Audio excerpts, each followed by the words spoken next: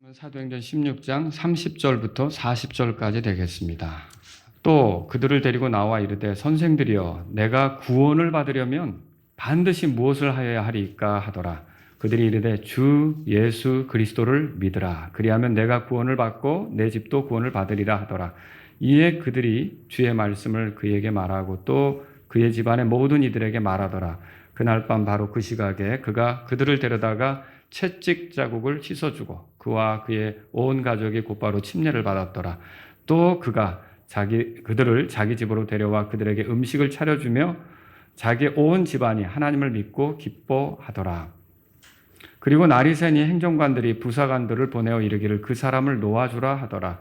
그 감옥의 간수가 이것을 바울에게 말하여 이르되 행정관들이 사람을 보내어 선생들을 놓아주라 하였으니 그러므로 이제는 떠나 평안히 가소서 하더라. 그러나 바울이 그들에게 이르되 그들이 로마 사람인 우리를 죄도 정하지 않고 공개적으로 때리고 감옥에 가두더니 이제는 우리를 몰래 내어 보내고자 하느냐? 진실로 그럴 수 없으니 그들이 직접 와서 우리를 데리고 나아가야 하리라 하더라. 이에 부사관들이 이 말을 행정관들에게 고하니 그들이 로마 사람이라는 말을 듣고 그들이 두려워하더라. 다 같이 39절 40절이요. 이에 행정관들이 와서 그들에게 사정하며 그들을 데리고 나와 그들이 그 도시에서 떠나기를 요청하더라. 이에 그들이 감옥에서 나와 루디아의 집에 들어가 형제들을 만난 후에 그들을 위로하고 떠났더라. 아멘. 자, 오늘 31절에 주 예수 그리스도를 믿으라 찾으셨죠? 네, 그 제목으로 여러분에게 말씀을 드리겠습니다. 이 본문은 우리가 지난주에도 봤던 본문이 겹쳐 있어요. 우리가 지난주에 여러분이 살펴봤던 내용을 다시 한번 떠올려 봤으면 좋겠는데 바울과 실라가 채찍에 맞았죠? 예, 그게 23절에 써 있습니다. 그리고 감옥에 갇혔죠? 예, 그건 이제 24절에 써 있습니다. 자, 이렇게 채찍질하고 감옥에 가둔 뒤에 행정관들이 사람을 보내서 이제 바울과 실라를 풀어주라고 그랬어요. 이게 뭐냐면 이제 그만큼 겁주고 위협했으면 더 이 로마 사람들이 사는 곳에서 건방지게 굴지는 않겠지라고 생각하고 이제 풀어주는 거죠. 그런데 바울은 그냥 갈 수가 없었어요. 바울은 로마 사람이죠. 여러분 거기 37절에 보세요. 37절에 보시면 16장 37절 같이 읽겠습니다. 그러나 바울이 그들에게 이르되 그들이 로마 사람인 우리를 죄도 정하지 않고 공개적으로 때리고 감옥에 가두더니 이제는 우리를 몰래 내어 보내고자 하느냐? 진실로 그럴 수 없으니 그들이 직접 와서 우리를 데리고 나아가야 하리라 하더라. 자, 로마에는 발레리안법과 포르키안법이라고 하는 게 있어요. 이건 성경에 나오지는 않지만 우리가 그 로마 제국의 어떤 문화적 배경 이런 것들을 살펴보면 확인할 수가 있는데 그 법의 내용은 뭐냐면 로마 사람은요 십자가형에 처해지지 않습니다. 그리고 로마 사람은요 어떤 그 끔찍한 형태의 모욕적인 형벌로부터 면제되도록 돼 있어요. 근데 지금 바울은 신분이 로마 사람이죠. 그런데 지금 죄도 정하지 않고 죄가 뭔지 명확히 밝혀지지도 않은 상태에서 맞았단 말입니다. 그리고 감옥에 갇혔어요. 그리고 밤새도록 고생을 한 거죠. 그리고서는 그냥 가라고 하니까 여러분 이런 사실들이 만약에 그 제국 내 관료들에게 알려진다면 이 행정관들은 무사할 수가 없는 거죠. 그래서 바울이 이런 이의를 제기한 거예요. 그랬더니 이 말을 들은 행정관들이 두려웠어요. 거기 그 38절에 보면 로마 사람이라는 말을 듣고 그들이 두려워했다고 써 있죠. 그래서 가만히 못 있고 찾아온 거예요. 찾아와서 사정을 하고 이렇게 좀 말하자면 봐달라고 내가 실수를 했는데 너그럽게 이해해달라고 하면서 이제 바울더러 이렇게 떠나가도록 그렇게 했던 거죠. 사실 로마 사람은 추방도 못해요. 여기가 로마 식민지 아닙니까? 근데 이제 이 문제가 더 커지면 소요가 일어나고 이렇게 하면 어떻게 그 걷잡을 수 없는 문제가 생길 수 있으니까 사정을 하면서 매달렸던 거죠. 그래서 바울이 그런 이제 이야기를 듣고 그렇게 사정하는 것을 듣고 떠나기로 결정한 거죠. 근데 여러분 맞지 않아도 될 일을 이제 맞은 거죠. 그리고 갇히지 않아야 될 곳에 갇힌 거죠. 그러면 바울로서는 억울할 수도 있어요. 분이 날 수도 있는 거죠. 속상할 수도 있는 거죠. 그런데 문제는 바울이 이렇게 어려운 일을 겪었지만 이 일을 통해 어떤 일이 벌어졌느냐? 그 빌립보 감옥의 간수가 예수님을 믿게 된 거예요. 그리고 그 가족들도 다 구원받고 침례까지 순종하게 된 거죠.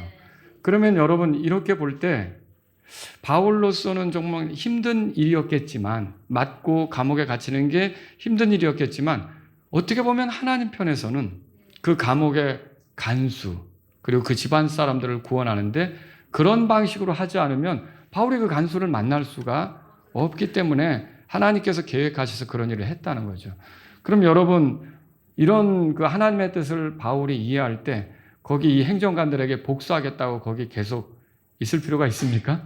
아니면 또 뭐 피해 보상을 받겠다고 계속 행정관들이나 쫓아다니면서 그렇게 할 필요가 있겠습니까? 예, 바울은 이제 떠나기로 한 거라는 거죠. 제가 만약 바울이라면 그 간수가 예수님을 믿었잖아요. 그리고 그 집안 사람들도 예수님을 믿었잖아요. 그러면 그냥 떠나지는 않고 꼭 부탁했을 것 같아요. 이렇게 예수님을 믿게 됐으니까 이제는 어떻게 해야 되느냐? 저기 어디 가면 루디아라고 하는 여자가 있는데 그 집에 믿는 사람들이 있다. 거기서 먼저 믿었고 거기서 믿는 사람들이 모여서 하나님 말씀 배우고 이렇게 하니까 그쪽에 가서 거기에 참석해라. 거기에 같이 가서 경배하는데 이렇게 같이 모이고 협력해라. 여러분 그러지 않았겠습니까? 그래서 빌립보 교회가 시작되는 것을 우리가 알 수 있는 거죠. 그리고 그럼 빌립보 교회는 누가 처음에 인도했을까? 이건 이제 우리가 생각해 본다면 누가가 그렇게 했을 거라는 생각을 해봐요. 왜 그러느냐? 17장 여기 보면은요. 자, 여기서 이제 지금 빌립보에서 떠나가잖아요. 떠나가는데 누가 떠나갔느냐 보면 바울과 실라, 디모데가 간 걸로 보이고 누가도 일행이었잖아요. 근데 누가는 가지 않고 남겨진 걸로 보여져요. 어떻게 그렇게 알 수 있습니까? 17장 1절을 다 같이 한번 읽어보죠. 이제 그들이 암피폴리스와 아폴로니아를 통과하여 데살로니가에 이르렀는데 거기에 유대인들이 회당이 있더니 그렇게 돼 있죠. 여러분 이걸 가만히 보세요. 이 앞에서는요. 이 복음을 전하는 팀에 대해서 바울과 또 실라, 디모데 이 표현을 할 때 어떤 주어가 나오냐면 우리라는 표현이 나와요. 그러면 사도행전을 누가 썼어요? 누가가 기록했다 그랬죠? 우리라는 표현을 썼다면 그 안에 누가가 포함되는 겁니까? 포함되죠. 근데 17장 1절에 가보니까 그들이로 바뀌어요. 그러면 뭐예요? 옮겨간 그들은 이 누가가 포함되는 거에 빠지는 거예요. 빠지는 거죠. 그 누가는 거기 남고 나머지 사람들이 이제 옮겨가게 되었다. 그럼 이후에 기록된 거는 나중에 바울이나 아니면 실라나 디모데나 다른 어떤 전도팀의 이론을 통해서 들었던 내용들을 여기서부터 이제 적는다고 보시면 되겠죠. 그러니까 어떻게 보면 빌립보 교회에 누가가 남아서 그 사람들과 같이 이렇게 하나님 말씀을 이제 가르치면서 교회를 세워가는 일을 했던 것을 우리가 볼 수가 있는 거죠. 자, 오늘 우리가 여기서 보려고 하는 내용은 뭐냐면 빌립보 감옥의 간수가 했던 질문. 이거를 먼저 살펴보고요. 그 질문에 대해서 이제 간수가 어떤 대답을 들었는지 그걸 두 번째로 보고 세 번째로 그 대답을 들으면서 간수가 하게 된 일 이런 것들을 우리가 살펴보는 시간을 가지려고 해요. 그러면서 저와 여러분들이 이제 그 구원받는 데 있어서 대진리, 변할 수 없는 것, 그건 믿음으로 구원받는다는 걸 다시 한번 확인하는 시간이 되었으면 좋겠다라고 하는 거죠. 자, 그럼 먼저 간수가 했던 질문은 뭡니까? 간수는 옥문이 열린 것을 알았을 때 이제 자신의 인생이 끝난 걸로 생각을 했어요. 로마 제국에서는 간수가 제수를 지키다가 잃어버렸다. 그러면 그 간수가 제수 대신 그 형을 살아야 되는 거예요. 그 사람이 만약에 사형당할 사람이다. 그럼 그가 대신 죽어야 되는 거고 그 사람이 몇 년 동안 있어야 된다. 그럼 그 사람이 대신 들어가서 몇 년 동안 있어야 되는 거고 그런데 감옥의 문들이 열렸고 죄수들이 다 도망갔을 거라고 생각하니 지진도 있었고 옥문도 열리고 이 상황을 보니 어떤 죄수가 남아있겠어요. 간수 편에서는 그런 생각이 들어서 스스로 자결하려고 칼을 뽑아 들은 거죠. 그런데 그때 갑자기 큰 음성이 나면서 이 간수가 하려는 일을 막게 됐어요. 뭐 어떤 음성이 있었느냐? 여기 보세요. 28절 거슬러 올라가 보죠. 다 같이 한번 읽어보죠. 그러나 바울이 큰 소리로 외쳐 이르되 너 자신을 해하지 말라. 이는 우리가 다 여기 있기 때문이라 하더라. 자, 간수가 이때 너 자신을 해하지 말라. 우리 도망가지 않았다. 우리 여기 그대로 있다. 이 소리를 듣게 되었을 때 바울과 실라는 감옥에 갇혀 있기는 하지만 자기보다 더 자유롭다는 걸 느낄 수가 있었겠죠. 그리고 그들이 밤새 이렇게 이제 기도했던 거, 그리고 하나님께 노래로 찬양했던 걸 알잖아요. 자, 그런데 이 바울과 실라가 감옥에 갇혀 있는 것에 대해서 분해하거나 억울해하거나 속상해하거나 그런 표현을 했겠어요? 안 했겠죠? 하나님에 대한 감사를 표현했을 거고, 또 하나님에 대한 신뢰를 여전히 드러냈을 거고, 그리고 찬양하면서 하나님을 기쁘게 해드렸을 거고, 그리고 또 하나님께서 어떤 일을 하실지 기대에 차 있다. 이런 표현들을 하면서 하나님 앞에서 시간들을 갖지 않았겠습니까? 그런 걸 다 들었던 간수로서는 지금 이 바울과 실라가 특별하게 보인 거예요. 이 사람은 나보다 더 나은 삶을 살고 있다. 아니, 이 사람들이 지금 감옥에 갇혀서 더 많은 혼들이 구원받기를 원해서, 더 많은 죄인들이 하나님께로 돌아오기를 원해서 이들을 사용해달라고 기도하는 걸 본다면 이 사람들은 정말 특별한 사람이고, 그러면 나는 어떻게 하면 이 사람들처럼 될 수 있을까? 이 사람들이 말하는 구원을 얻을 수 있을까?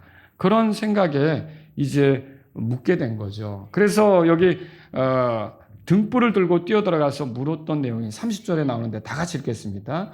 또 그들을 데리고 나와 이르되 선생들이여 내가 구원을 받으려면 반드시 무엇을 하여야 하리까 하더라. 자, 질문이 뭐였어요? 내가 구원을 받으려면 반드시 무엇을 하여야 하리까? 이 질문이었죠. 자, 이 질문은 여러분 특이합니다. 여기 보세요. 선생들이여 이렇게 물었죠? 선생들이여.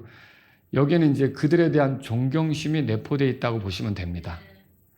아마도 바울과 실라가 얻어맞고 감옥에 처음 들어왔을 때는 이 간수가 다른 죄수들을 노려보듯이 매서운 눈으로 봤을 수 있다는 거예요. 왜냐하면 길을 탁 잡아야죠. 기강을 잡아야죠. 그리고 뭐 목소리도 아이고 많이 맞으셨네요. 이쪽으로 들어오세요. 여기 들어가셔요. 이렇게 했겠어요? 보통 죄수를 다룰 때 간수가 어떻게 했어요? 이리 와! 이리 들어가! 막 이렇게 하지 않았겠어요? 굉장히 그 날카로운 음성으로 이렇게 했었을 간수인데 지금은 어떻게 하느냐? 선생들이요. 이렇게 하면서 매우 존경하는 표현으로 대하고 있다는 것은, 자, 이 바울과 실라에 대한 태도가 지금 바뀐 거예요. 이 사람들로부터 이제 자기가 죽을 뻔했는데 살은 거 아닙니까? 그리고 이 사람들로부터 뭔가를 들어야 되는 거예요. 중요한 문제를 해결받아야 되는 거예요. 근데 그게 뭐냐? 자기도 구원받고 싶은 거예요. 자, 여기서 우리가 알 수 있는 게, 여러분, 우선 이 간수에게 구원받고 싶은 갈망이 생겼다는 거예요. 그러니까 누군가에게 구원받고 싶은 갈망이 생기게 하려면 우리 믿는 사람들이 먼저 그 사람들을 자극할 만한 좋은 본을 보이는 게 필요한 거죠. 그러니까 저 사람들은 나와 다르다라고 느끼게끔 그런 게 필요한 거죠. 근데 만일 우리가 그 믿지 않는 사람하고 똑같은 방식으로 살고 똑같은 방식의 언어를 쓰고 똑같은 방식으로 생각하고 판단하고 결정하고 행동한다면 믿지 않는 사람이 어떻게 우리에게 호감을 느끼겠습니까? 그런 일은 없겠죠. 그래서 바울과 실라가 어떻게든 이 고난 중에 얻어맞고 감옥에 들어간 그 끔찍한 상황 속에서도 하나님께 감사하며 노래하며 기도했던 거, 그리고 다른 사람 같으면 옥문이 열었을 때 냅다 도망가기만 할 텐데 그렇지 않고 너 거기서 죽으면 안 된다. 우리 여기 그저 있으니 너는 살아야 된다. 이런 식으로 나오니까 이거를 봤던 간수로서는 이 사람들은 정말 특별하다. 내가 어떻게 하면 이 사람들이 전하는 그 구원에 참여할 수 있을까? 내가 어떻게 하면 이 사람들처럼 될 수 있을까? 이런 생각을 갖게 된 거죠. 귀한 일 아닙니까? 두 번째로 여기서 우리가 이 질문을 통해 알 수 있는 게 뭐냐면요. 근데 구원을 받는 방법에 대해서 알아요, 몰라요? 모르는 거예요. 모르니까 지금 30절의 말씀대로 내가 구원을 받으려면 반드시 무엇을 하여야 하리까? 이렇게 묻는 거죠. 여러분 구원 받으셨어요? 여러분은 구원 어떻게 받는지 아세요? 그러면 이런 질문은 이제 지금 할 필요가 없죠. 근데 이런 질문을 하는 거는 구원받는 거에 대해 아는 거예요, 모르는 거예요? 모르는 거죠. 모르는데 특히 여러분 이게 안다면 이런 질문 자체를 안 하죠. 왜냐? 잘 들으셔야 돼요. 구원받는 데 있어서 우리가 뭔가 해야 되는 일이 있어요? 없어요. 우리가 뭘 반드시 해야만 우리가 구원받느냐는 거죠. 아니죠. 여러분 구원받는데 필요한 일은 우리가 하는 거예요? 예수님이 하는 거예요? 예수님이 하는 거예요. 우리의 구원을 위해 필요한 모든 일은 예수님이 해주신 거고 우리는 다만 이제 그걸 우리의 것으로 인정하고 받아들이면 되는 거죠. 그걸 우리가 알 수 있는 거죠. 그래서 이 사람은 모르니까 내가 구원을 받으려면 반드시 무엇을 하여야 하리까? 이렇게 질문할 수밖에 없었던 거죠. 자, 두 번째로 생각해 볼 게 이거예요. 그러면 그 간수가 들었던 대답은 뭐냐라고 하는 거예요. 바울과 실라가 어떻게 대답했습니까? 자, 당신이 구원받으려면 침례를 받아야 된다. 그러면 구원받는다. 이거예요? 아니에요. 당신이 구원받으려면 교회에 나가라. 그러면 구원받는다. 이거예요? 아니에요. 그것도 아니에요. 당신이 구원받으려면 교회에서 그래도 권사나 집사는 돼야지. 그겁니까? 아니에요. 그것도 아니에요. 당신이 구원받으려면 주기도문과 사도신경 정도는 암송할 줄 알아야 된다. 그겁니까? 아니에요. 그것도 아니에요. 당신이 구원받으려면 요한계시록 공부해라. 그거 꿰뚫을 수 있어야 된다. 그겁니까? 아니에요. 그것도 아니었어요. 무료 성경신학 공부를 해라. 그겁니까? 아니에요. 그것도 아니었어요. 당신이 구원받으려면 안식일을 지켜라. 그겁니까? 아니에요. 그거 아니었어요. 당신이 구원받으려면 율법을 지켜라. 그거였습니까? 그것도 아니었어요. 당신이 구원받으려면 착한 일 많이 해라. 그거였어요? 그것도 아니었어요. 당신이 구원받으려면 방언을 해라. 또 어떤 데는 방언 받아야 구원된다 그러죠. 그거예요? 그 얘기 아니었어요. 당신이 구원받으려면 마리아에게 도움을 요청해라. 그거였습니까? 그것도 아니었어요. 여러분 뭐라고 대답했습니까? 네, 그 다음 구절 다 같이 읽습니다. 31절. 그들이 이르되 주 예수 그리스도를 믿으라. 그리하면 내가 구원을 받고 내 집도 구원을 받으리라 하더라. 예, 너무도 간단합니다. 구원 받으려면 어떻게 되느냐? 주 예수 그리스도를 믿어야 된다는 거죠. 그거 외에는 다른 방법이 없는 겁니다. 누구든지 구원을 받으려면 그래서 예수님이 누구신지 알아야 되고 예수님이 하신 일이 뭔지를 알아야 되고 그 일이 나와 어떤 상관이 있는지 알아야 되고 그래서 그 하신 일을 내가 귀하게 여기고 나를 위한 것이라고 이렇게 받아들일 때 그 사람이 구원받게 된다는 거죠. 근데 교회는 다녀도 예수님에 대해서 잘 모른다. 그러면 그 사람 구원받을 수 있겠습니까? 아니죠. 그 종교 생활하다가 끝날 수밖에 없다는 거죠. 여러분 예수님이 누군지 아세요? 예. 예수님은 인간의 죄에서 인간을 건지시려고 하나님께서 계획하신 중에 보내신 구원자세요. 예수님은 십자가에서 죽으시고 부활하셨잖아요. 우리의 죄 때문에 그렇게 하신 거라는 거죠. 자, 이 예수님이 어떤 분이냐? 여러분 성경에 예언된 여자의 씨. 처녀가 아들을 낳을 거라 그랬죠. 임마누엘이 뭐예요? 우리와 함께 하시는 하나님이라는 거죠. 자, 육체가 되셨지만 그렇게 해서 우리와 함께 하시는 하나님. 그분이 예수님이시죠. 그 예수님이 여러분 그 태어날 때 천사가 이름을 알려줬잖아요. 뭐라고 알려줬어요? 예수님이라고 알려줬죠. 그러면서 그 뜻도 알려주죠. 뭐라고 알려줍니까? 자기 백성을 그들의 죄에서 구원할 자, 그런 뜻으로 알려준 거죠. 그 예수님을 믿어야 된다는 거예요. 예수님에 대해서 여기 보세요. 31절에 그리스도라고 말합니다. 여러분 그리스도라는 말은 그 말 자체가 그리스 말로서 기름 부음을 받은 자라는 뜻이 있어요. 구약 시대에는요 기름을 부어서 세웠던 사람들이 있어요. 누구냐면은 제사장, 그리고 예언자, 그리고 왕이죠.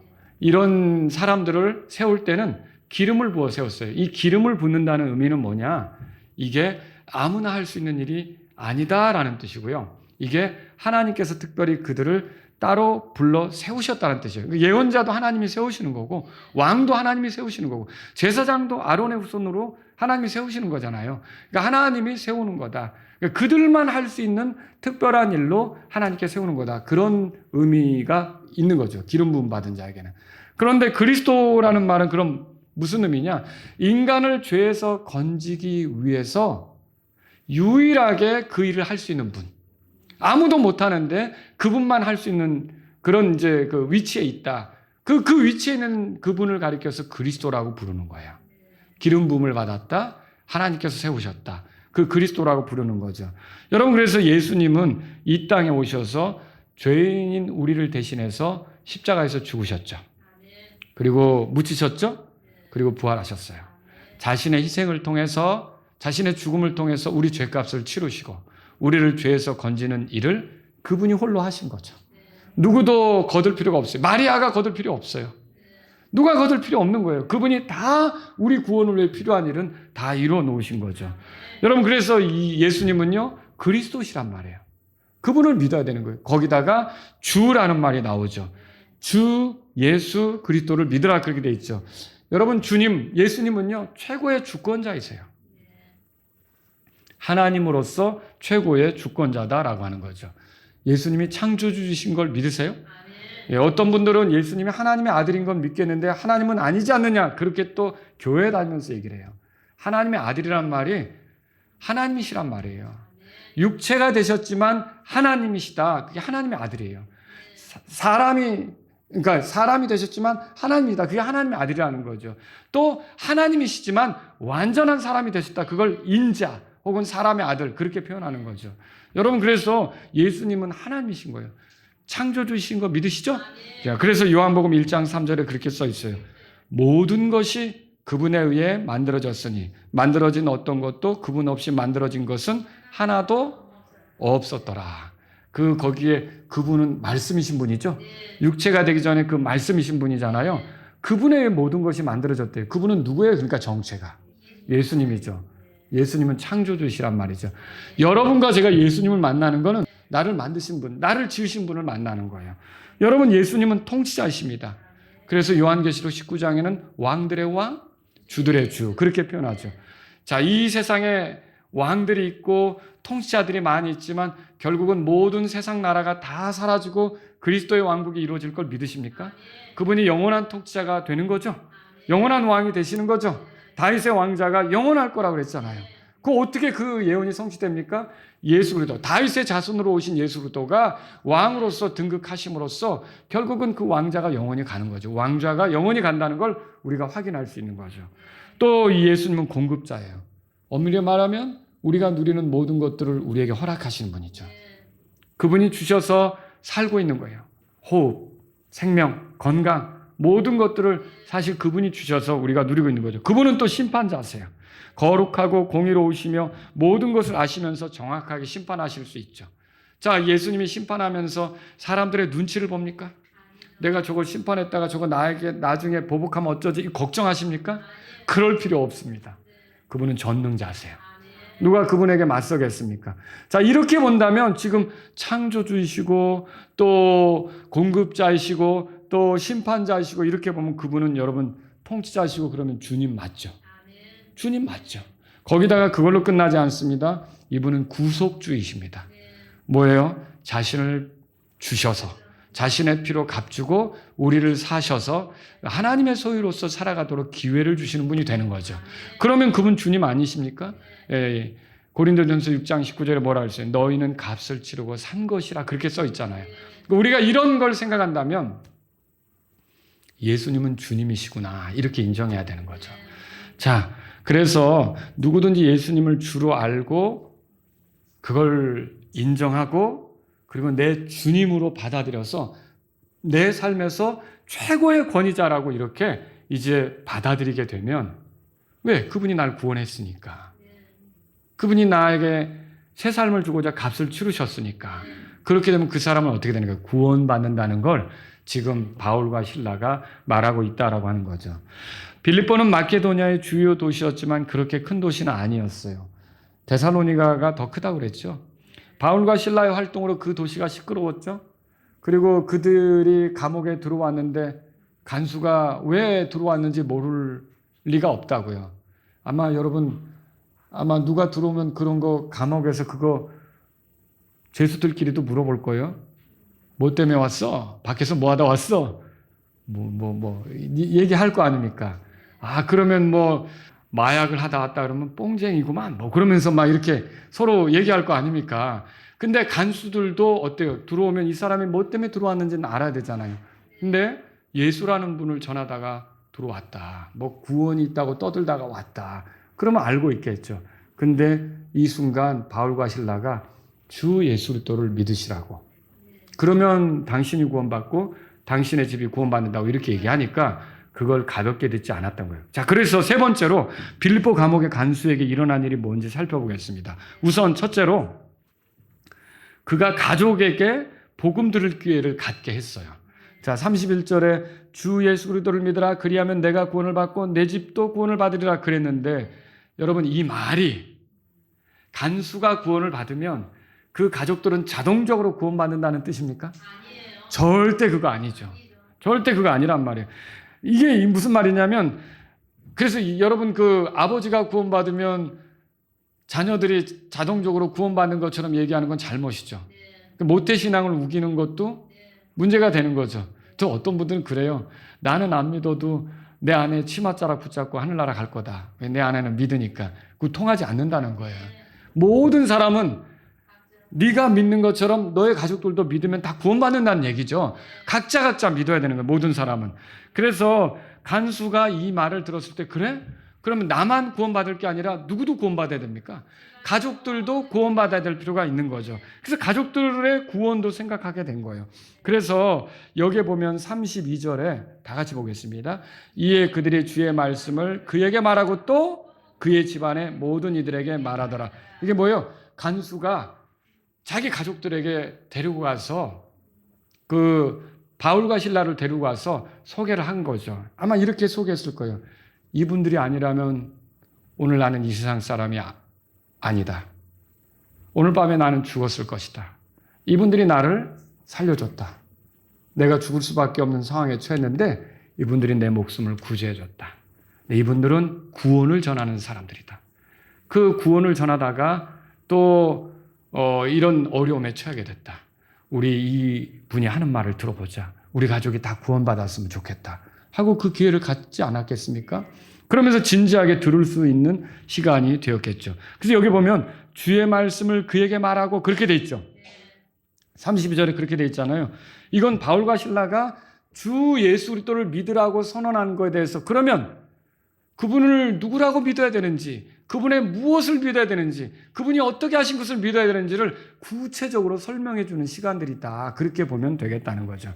그래서 바울과 신라가 이때 예수님이 누구며 이 땅에 오셔서 하신 일이 무엇이며 또 그게 우리 모두에게 어떤 의미가 있는 건지 이런 것들을 소개하는 시간을 가졌다라고 하는 거죠.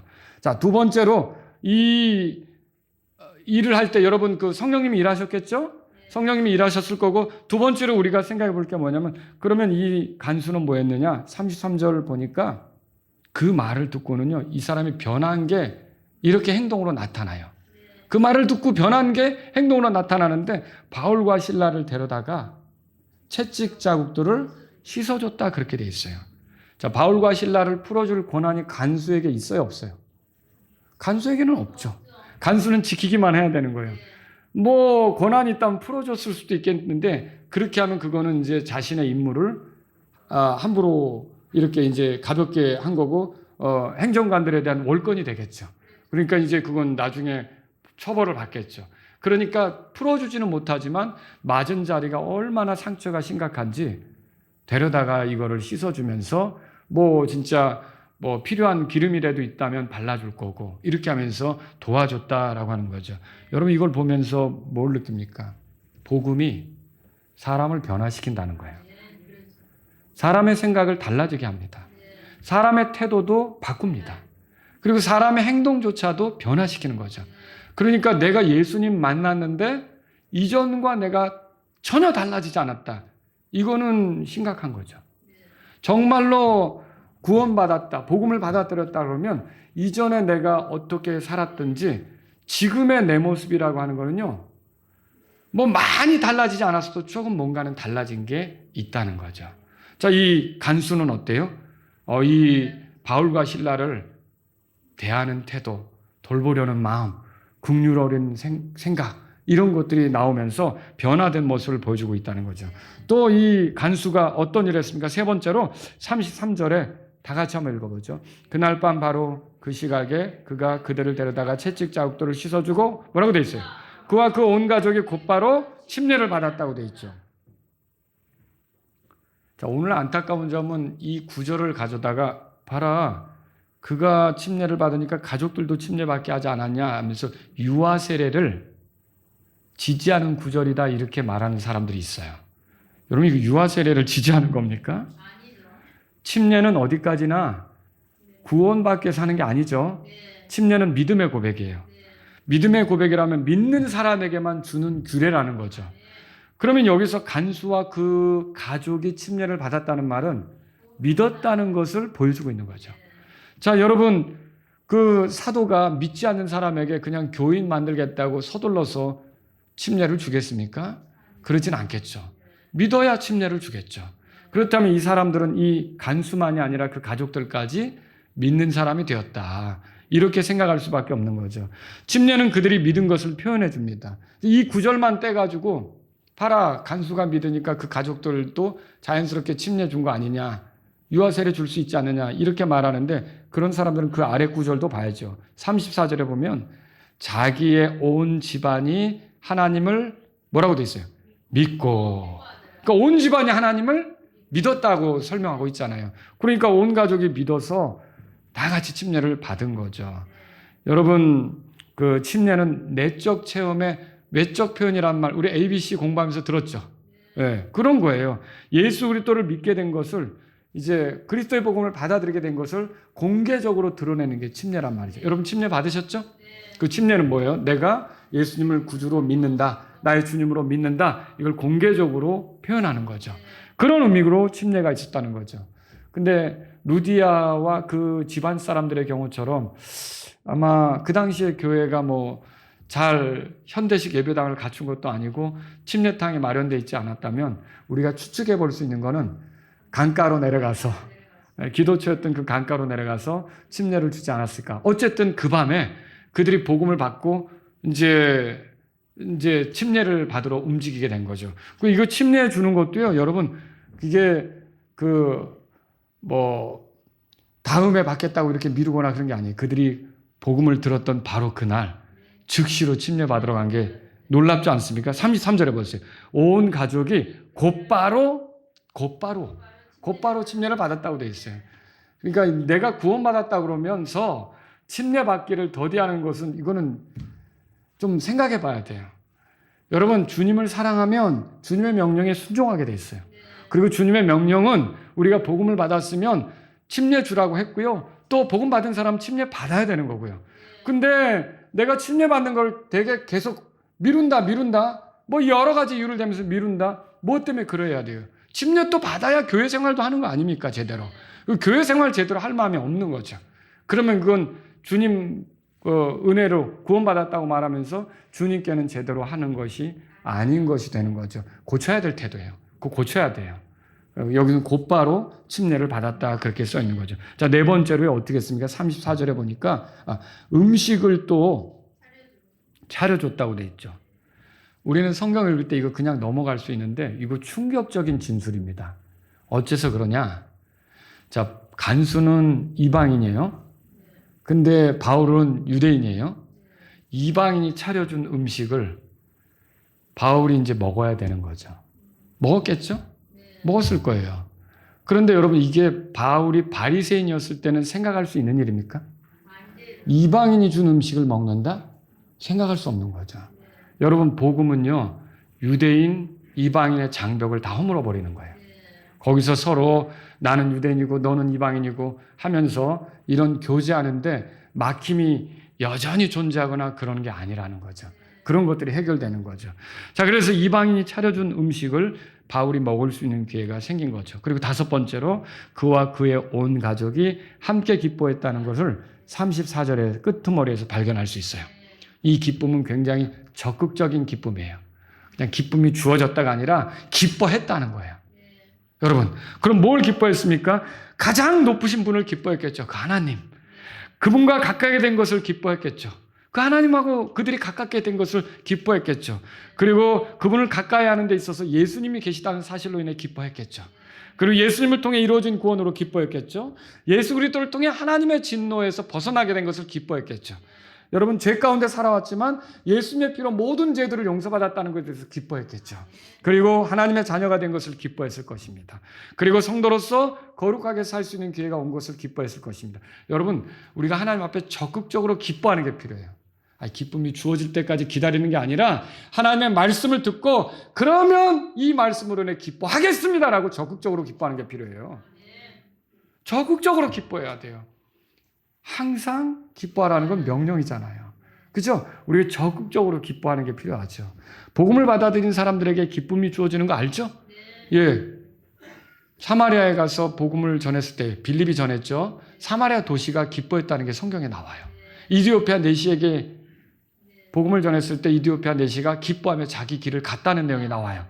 근데 우리가 이렇게 기쁨이 주어지잖아요. 근데 그걸 넘어서 이제 하나님 말씀을 우리가 들었다면 그 말씀에 대해서 적극적으로 기뻐하는 게 필요하다는 거죠. 여러분 생각해 보세요. 만약 무슨 노력을 해서 구원받아야 되면 여러분이 가능성 있어요? 무슨 수고를 어느 정도 해야 구원받는다면 여러분과 제가 구원받을 가능성이 있냐고요. 근데 이게 예수님이 다 이뤄놓으셨어요. 내 죄값을 예수님이 다 치르셨어요. 내 죄 때문에 예수님이 피 흘려서 내 모든 죄들을 다 용서받게 만들어 놓으셨어요. 그리고 믿기만 하면 이제 난 하나님의 자녀가 되는 거예요. 믿으면 죄들 용서받는 거예요. 믿으면 구원받는 거죠. 믿으면 하나님의 진노에서 벗어나는 거죠. 여러분 이거 기뻐하는 거예요. 이게 기뻐하는 게 맞죠. 이거 기뻐하지 않는 게 이상한 거죠. 여러분과 저는 하나님께서 우리에게 해주신 일로 적극적으로 기뻐할 수 있는 종들이 되기를 바랍니다. 자, 말씀을 정리해 볼게요. 무엇을 해야 구원받습니까? 우리가 할 건 없어요. 우리가 할 건 없어요. 다만 예수 그리스도께서 주님이시고 그리스도로서 나를 위해 해주신 것을 기쁘게 받아들이면, 다시 말해 주 예수 그리스도를 믿으면 우리가 구원받게 된다는 걸 믿으시기 바랍니다. 그럼 여러분 주 예수 그리스도를 믿으려면 주의 말씀을 들어야 되죠? 그래서 32절에 그들이 주의 말씀을 그에게 말하고 그렇게 돼 있잖아요. 그러면 여러분 주의 말씀이 뭡니까? 베드로전서 1장 25절에 이렇게 써 있어요. 오직 주의 말씀은 영원토록 지속되느니라. 또 이것이 너희에게 복음으로 선포된 말씀이니라. 그러니까 복음의 말씀이 주의 말씀이죠. 이 말을 들을 때 예수님을 알게 된다면, 그리고 예수님에 대해서 그런 분이시구나 인정하게 된다면, 이제 예수님을 나의 주로 받아들이면, 내 구원자로 모시게 되면 그 사람은 구원받는다는 거죠. 이거 성경을 통해 알 수 있어요. 여러분 결국 사람을 변화시키는 것은 예수님이십니다. 그분이 그 사람 안에 들어갈 때 그 사람이 변화되는 거예요. 예수님을 받아들인 간수는 바울과 실라가 맞은 자리를 닦아줬어요. 예수님을 받아들인 이 간수는 온 가족과 함께 침례에 순종했어요. 예수님을 받아들인 이 간수는 먹을 것을 차려서 내놓기까지 했어요. 어때요? 간수가 완전히 바뀌었죠? 다른 사람이 되었다는 거예요. 이런 변화는 어떻게 나타나는 겁니까? 예수님을 만날 때, 복음을 듣고 예수님을 만날 때만 이런 변화가 나타날 수 있다는 거죠. 복음은 이처럼 사람을 변화시킵니다. 생각, 태도, 행동을 바꿔놓는 거죠. 여러분은 변화되었습니까? 혹은 내가 하나님이 기뻐하시는 모습으로 변화되기를 원합니다. 이런 분이 있으십니까? 그럼 그런 분은요, 주 예수 그리스도를 믿으셔야 돼요. 그냥 교회 왔다 갔다 하는 걸로 변화된다? 예, 모습을 잠시 흉내낼 수는 있죠. 그런데 참되게 그 삶이 뒤바뀌는 경험은 하기 어려운 거죠. 참되게 그 삶이 뒤바뀌려면 어떻게 돼요? 주 예수 그리스도를 믿으셔야 돼요. 여러분은 구원 받으셨습니까? 변화가 되고 있습니까? 더 풍요롭게 변화되기를 원하십니까? 그럼 바로 그 주 예수 그리스도를 계속 의지하면서 그분과 가깝게 되기를 바라시면 돼요. 그분과 가깝게 되기를 바라셔서 그분께 맞추고 그분을 알아가고 그분에 대해서 듣고 그분을 적극적으로 기뻐하면서 그분에게 빠져드는 삶, 그분으로부터 배우려고 하는 삶, 그분을 드러내려가는 삶을 살 때 여러분의 삶에 변화가 있게 될 거라는 거죠. 여러분, 하나님이 왜 예수님을 주셨습니까? 우리의 삶이 이전처럼 살지 않도록 하기 위해서 주신 거예요. 참된 변화를 얻었다면 여러분이 그 예수님을 통해서 더 풍요롭게 변화를 드러내는 그리스도인들이 되시길 바랍니다. 다 같이 일어서시겠습니다. 오늘 이 말씀을 들으신 여러분 가운데 나도 구원받기를 원합니다, 이런 분이 있다면 오늘 말씀대로 주 예수 그리스도를 믿으십시오. 여러분이 교회를 오래 다니거나 침례를 받거나 착한 일을 많이 하거나 또는 율법을 지키거나 또는 할례를 받거나 아니면 안식일을 지키거나 이런 걸로 구원받는 게 아니에요. 성경은 주 예수 그리스도를 믿으라 이렇게 말하고 있어요. 혹시 이 자리에서 구원받기를 원하는 분이 있다면 하나님, 저는 죄 많은 사람이지만 이렇게 예수님을 보내서 저의 죄 때문에 죽으시고 묻히시고 부활하게 하시고 예수님의 피로 저를 모든 죄에서 정결하게 하신다면 예수님을 저의 구원자, 저의 주님으로 모시겠습니다. 오늘 예수님께서 내 안에 들어오시기를 원합니다. 나의 주로서 내 삶을 이끌어 주시기를 원합니다. 이렇게 기도하시기 바랍니다. 그럼 여러분에게 구원이 이루어질 겁니다. 또 이미 여러분이 구원받으셨다면 어때요? 빌립보 감옥의 간수가 이렇게 변화된 것처럼 여러분들도 풍요로운 변화를 경험하고 싶지 않습니까? 여러분 주변에 가족들이 구원받지 못했다면 간수가 자기 가족들도 하나님 말씀을 듣게 하려고 했던 것처럼 여러분도 여러분의 가족들을 생각하면서 기도하시지 않겠습니까? 하나님, 내 가족들이 하나님 말씀을 듣고 나와 같이 구원받을 수 있게 도와주세요. 그런 분이 있다면 이 시간 기도할 수 있습니다. 여러분 가운데 또 하나님 말씀을 통해서 내 삶이 달라지고 변화되고 생각이 새롭게 되어서 하나님이 기뻐하시는 열매를 많이 내놓기를 원합니다. 이런 분이 있다면 이 시간 기도할 수 있습니다. 더 풍요로운 변화로 하나님께 영광이 되기를 바란다면 이 시간 주님께 기도하십시오. 여러분의 기도 시간을 드리겠습니다.